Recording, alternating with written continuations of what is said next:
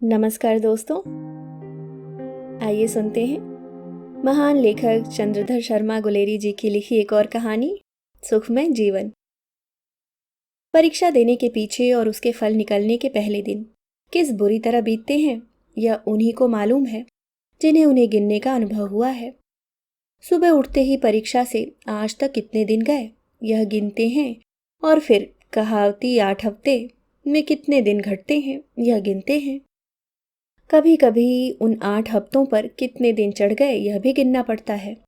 खाने बैठे हैं और डाकिये के पैर की आहट हुई, कलेजा मुंह को आया। मोहल्ले में तार का चपरासी आया कि हाथ पांव कांपने लगे। न जागते चैन न सोते। सपने में भी यह दिखता है कि परीक्षक साहब एक 8 हफ्ते की लंबी छुरी लेकर छाती पर बैठे हुए हैं। मेरा भी बुरा हाल था। LLB का फल अब की और भी देर से निकलने को था। न मालूम क्या हो गया था, या तो कोई परीक्षक मर गया था या उसको प्लेग हो गया था। उसके पर्चे किसी दूसरे के पास भेजे जाने को थे। बार बार यही सोचता था कि प्रश्न पत्रों की जांच किए पीछे सारे परीक्षकों को और रजिस्ट्रारों को भले ही प्लेग हो जाए। अभी तो 2 हफ्ते माफ करें, नहीं तो परीक्षा के पहले ही उन सबको प्लेग क्यों ना हो गया। रात भर नींद नहीं आई थी, सिर घूम रहा था। अखबार पढ़ने बैठा कि देखता क्या हूं, लिनोटाइप की मशीन ने 4-5 पंक्तियां उल्टी छाप दी हैं। बस अब नहीं सहा गया। सोचा कि घर से निकल चलो, बाहर ही कुछ जी बहलेगा। लोहे का घोड़ा उठाया कि चल दिए।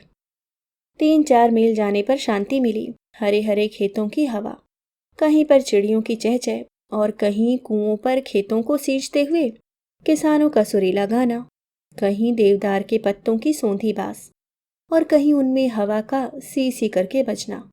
सबने मेरे परीक्षा के भूत की सवारी को हटा लिया।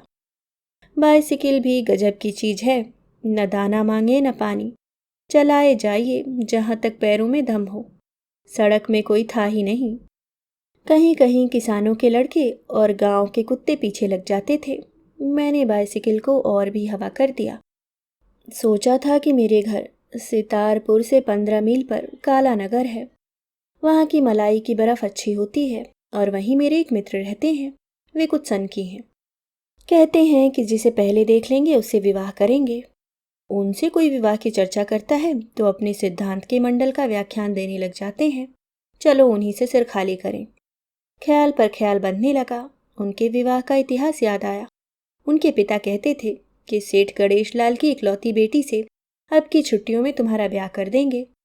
पड़ोसी कहते थे कि सेठ जी की लड़की कानी और मोटी है और 8 ही वर्ष की है।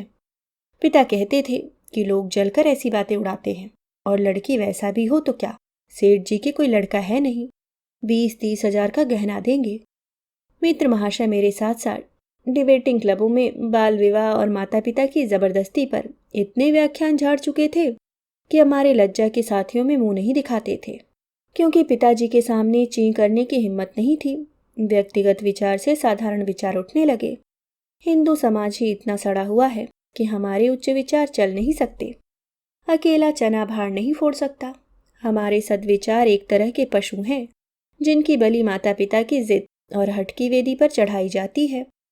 भारत का उद्धार तब तक नहीं हो सकता। फिस एकदम अर्श से फर्श पर गिर पड़े। बाइसिकल की फूंक निकल गई। कभी गाड़ी नाव पर, कभी नाव गाड़ी पर। पंप साथ नहीं थी और नीचे देखा तो जान पड़ा कि गांव के लड़कों ने सड़क पर ही कांटों की बाड़ लगाई है। उन्हें भी 2 गालियां दी, पर उससे तो पंक्चर सुधरा नहीं। कहाँ तो भारत का उद्धार हो रहा था और कहाँ अब काला नगर तक इस चरखे को खींच ले जाने की आपत्ति से कोई निस्तार नहीं दिखता। पास के मील के पत्थर पर देखा कि काला नगर यहाँ से 7 मील है। दूसरे पत्थर के आते आते मैं बेदम हो लिया था। धूप जेठ की और कंकरीली सड़क, जिसमें लदी हुई बैलगाड़ियों की मार से 6-6 इंच शक्कर की सी बारीक पिसी हुई सफेद मिट्टी बिछी हुई। काले पेटेंट लेदर के जूतों पर 1-1 इंच सफेद पॉलिश चढ़ गई। लाल मुंह को पोंछते पोंछते रुमाल भीग गया। और मेरा सारा आकार सभ्य विद्वान का सा नहीं, वरन सड़क कूटने वाले मजदूर का सा हो गया। सवारियों के हम लोग इतने गुलाम हो गए हैं कि 2-3 मील चलते ही छठी का दूध याद आने लगता है। बाबूजी, क्या बाइसिकल में पंचर हो गया? एक तो चश्मा, उस पर रेत की तह जमी हुई उस पर ललाट से टपकते हुए पसीने की बूंदें, गर्मी की चिढ़ और काली रात सी लंबी सड़क। मैंने देखा ही नहीं था कि दोनों ओर क्या है। यह शब्द सुनते ही सिर उठाया तो देखा कि एक 16-17 वर्ष की कन्या सड़क के किनारे खड़ी है। बाबूजी, क्या बाइसिकल में पंक्चर हो गया? हाँ, हवा निकल गई है और पंक्चर भी हो गया है। पंप मेरे पास है नहीं, काला नगर बहुत दूर तो है नहीं, अभी जा पहुंचता हूँ। अंत का वाक्य मैंने केवल ऐठ दिखाने के लिए कहा था। मेरा जी जानता था कि 5 मील 500 मील कैसे दिख रहे हैं। इस सूरत से तो आप काला नगर क्या कलकत्ते पहुंच जाएंगे। जरा भीतर चलिए, कुछ जल पीजिए, आपकी जीभ सूख कर तालू से चिपक गई होगी। चाचा जी की बाइसिकल में पंप है और हमारा नौकर गोविंद पंक्चर सुधारना भी जानता है। नहीं नहीं, नहीं नहीं क्या? हाँ हाँ। यूं कहकर बालिका ने मेरे हाथ से बाइसिकल छीन ली और सड़क के एक तरफ हो ली और मैं भी उसके पीछे चला। देखा कि एक कटीली बाड़ से घिरा बगीचा है जिसमें एक बंगला है। यहीं पर कोई चाचा जी रहते होंगे, परंतु यह बालिका कैसी? मैंने चश्मा रुमाल से पोंछा और उसका मुंह देखा।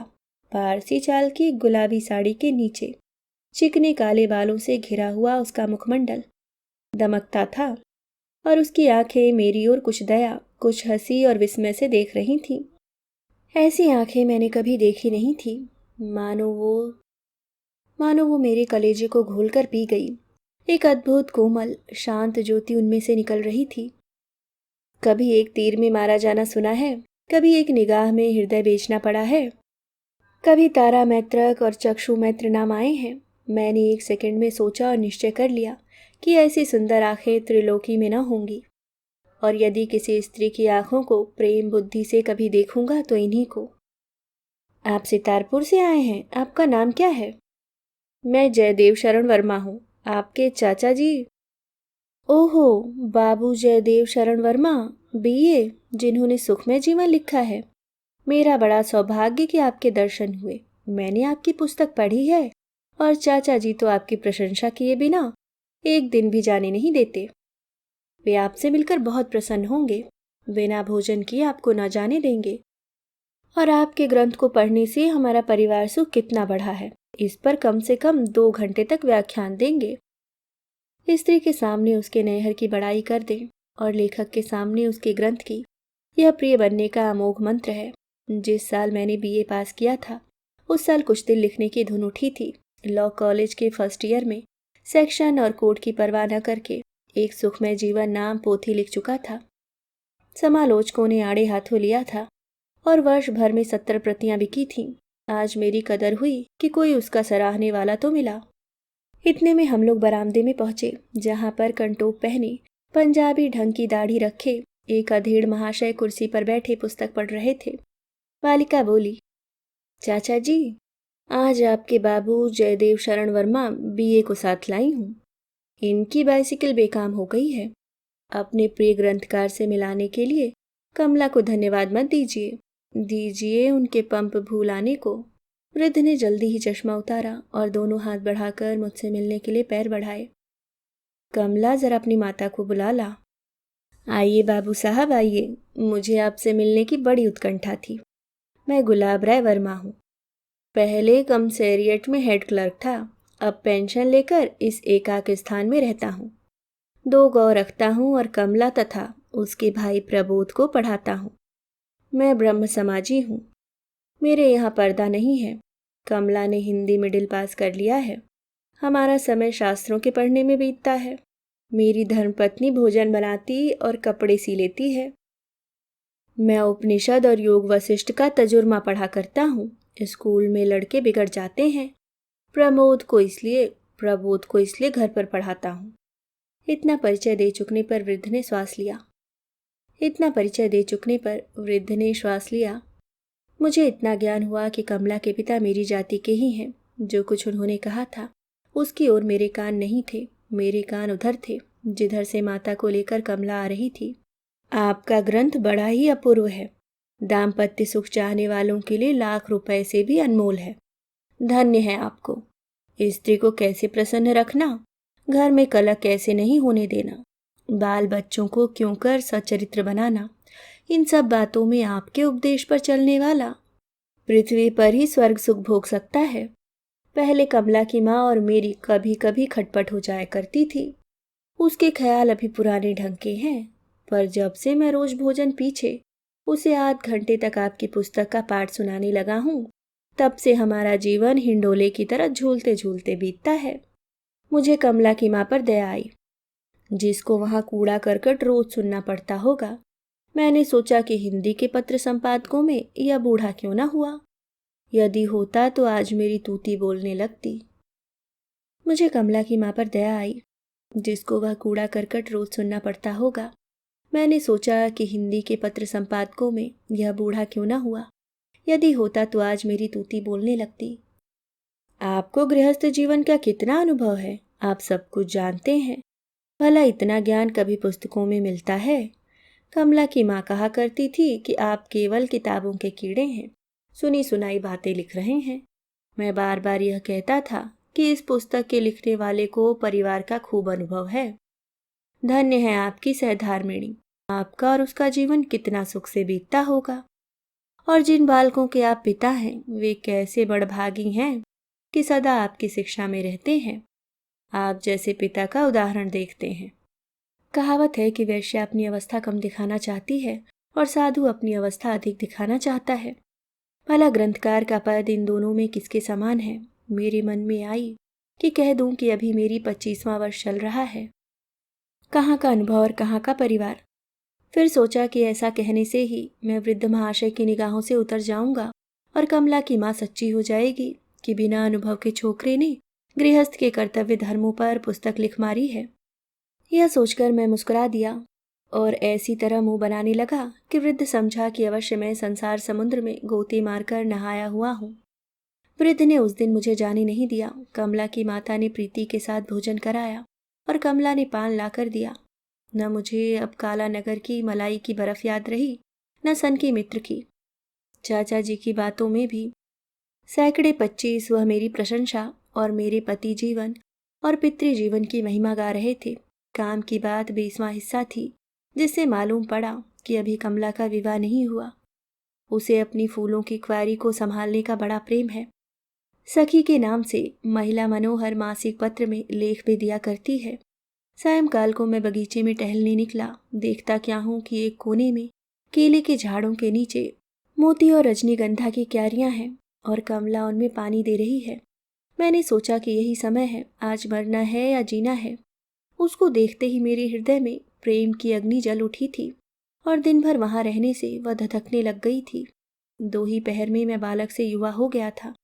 अंग्रेजी महाकाव्यों में, प्रेममय उपन्यासों में और कोर्स के संस्कृत नाटकों में जहाँ जहाँ प्रेमिका प्रेमी का वार्तालाप पढ़ा था, वहाँ वहाँ का दृश्य स्मरण करके वहाँ वहाँ के वाक्यों को घोख रहा था। पर यह निश्चय नहीं कर सका कि इतने थोड़े परिचय पर भी बात कैसी करनी चाहिए। अंत में अंग्रेजी पढ़ने वाले की धृष्टता ने आर्य कुमार की शालीनता पर विजय पाई और चपलता कहिए, बेसमझी कहिए, ढीठपन कहिए, पागलपन कहिए। मैंने दौड़कर कमला का हाथ पकड़ लिया। उसके चेहरे पर सुर्खी दौड़ गई और डोलची उसके हाथ से गिर पड़ी। मैं उसके कान में कहने लगा, आपसे एक बात कहनी है। क्या? यहाँ कहने की कौन सी बात है? जब से आपको देखा है तब से। बस चुप करो, ऐसी धृष्टता। अब मेरा वचन प्रवाह उमड़ चुका था। मैं स्वयं नहीं जानता था कि मैं क्या कर रहा हूँ, पर लगा बकने। प्यारी कमला, तुम मुझे प्राणों से बढ़कर हो। प्यारी कमला, मुझे अपना भ्रमर बनने दो। मेरी जीवन तुम्हारे बिना मरुस्थल है, उसमें मंदाकिनी बनकर बहो। मेरे जलते हुए हृदय में अमृत की पट्टी बन जाओ। जब से तुम्हें देखा है मेरा मन मेरे अधीन नहीं है। मैं तब तक शांति न पाऊंगा जब तक तुम। कमला जोर से चीख उठी और बोली, आपको ऐसी बातें कहते लज्जा नहीं आती? धिक्कार है आपकी शिक्षा को और धिक्कार आपकी विद्या को। इसी को आपने सभ्यता मान रखा है कि अपरिचित कुमारी से एकांत ढूंढकर ऐसा घृणित प्रस्ताव करें। तुम्हारा यह साहस कैसे हो गया? तुमने मुझे क्या समझ रखा है? सुखमय जीवन का लेखक और ऐसा घृणित चरित्र। चुल्लू भर पानी में डूब मरो। अपना काला मुंह मत दिखाओ। अभी चाचा जी को बुलाती हूँ। मैं सुनता जा रहा था। क्या मैं स्वप्न देख रहा हूँ? यह अग्नि वर्षा मेरे किस अपराध पर? तो भी मैंने हाथ नहीं छोड़ा। कहने लगा, सुनो कमला, यदि तुम्हारी कृपा हो जाए तो सुखमय जीवन। देखा तेरा सुखमय जीवन, आस्तीन के सांप, पापात्मा। मैंने साहित्य सेवी जानकर और ऐसे उच्च विचारों का लेखक समझकर तुझे अपने घर में घुसने दिया और तेरा विश्वास और सत्कार किया था। प्रछन्न पापिन, वकदाम्भिक, बिड़ाल व्रतिक, मैंने तेरी सारी बातें सुन ली हैं। चाचा जी आकर लाला लाल आंखें दिखाते हुए क्रोध से कांपते हुए कहने लगे, शैतान, तुझे यहाँ आकर मायाजाल फंसाने का स्थान मिला। उफ, मैं तेरी पुस्तक से चला गया। पवित्र जीवन की प्रशंसा में फॉर्मों के फॉर्म काले करने वाले तेरा ऐसा हृदय, कपटी विष के घड़े।